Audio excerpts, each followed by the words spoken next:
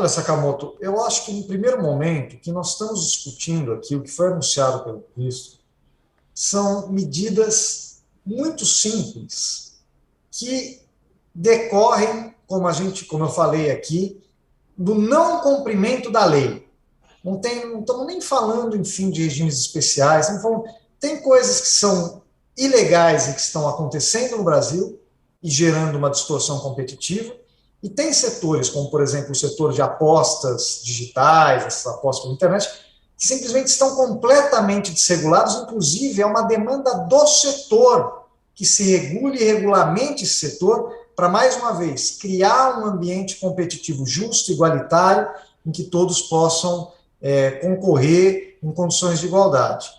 E também estamos falando aqui de medidas que corrigem profundas distorções que foram embutidas no sistema tributário e não tem nenhuma lógica econômica. Não dá nem para falar que é um subsídio para um setor ou para outro. É uma coisa um pouco generalizada, que foi incluída no sistema tributário e que não tem lógica econômica e foi incluída através de um jabuti, de uma Por emenda, exemplo, de uma emenda. eu só Por queria um exemplo, exemplo para o senhor. não, por exemplo, o ministro citou hoje a questão de que alguns incentivos fiscais, né, algumas subvenções garantidas por estados para empresas, acabam também abatendo a base de cálculo da contribuição social sobre o lucro líquido. Ou seja, o governador dá uma subvenção, o cara tem um benefício tributário que gera um segundo benefício que abate da CSLL, abate de um tributo federal.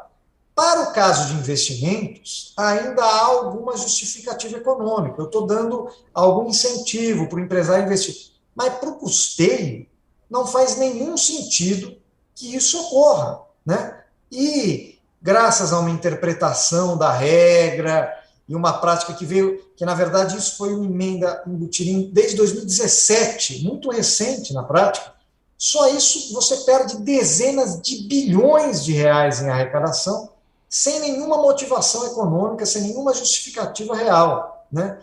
Então, são medidas de recomposição de receita que não envolvem criação de novos impostos ou aumento de alíquota de impostos já existente.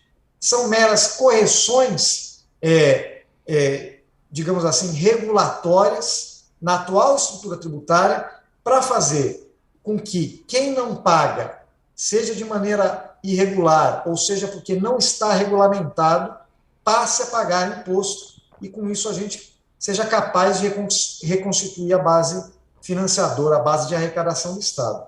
Quanto aos regimes especiais, você sabe que o Brasil é pródigo em criar regimes especiais de tributação, seja nos tributos diretos, seja nos tributos indiretos. Uhum. Obviamente, a reforma tributária tem como objetivo racionalizar esse sistema, reduzindo os privilégios, certo? Simplificando a estrutura tributária, garantindo maior competitividade e produtividade para as empresas e distribuindo renda, porque também o nosso sistema tributário hoje é um sistema que nós chamamos de regressivo, ou seja, na prática, ele concentra a renda, o Estado vai e concentra a renda ao tributário. Quando ele gasta, investe no SUS, na educação pública, no Bolsa Família, ele distribui, mas a origem desse recurso está no processo de concentração de renda. Então, nós precisamos alterar isso, para que tanto a tributação quanto o gasto sejam distributivos. Mas esses temas vão ser abordados a partir de uma reforma tributária que vai começar pelos tributos indiretos, pelos tributos sobre o consumo, simplificando,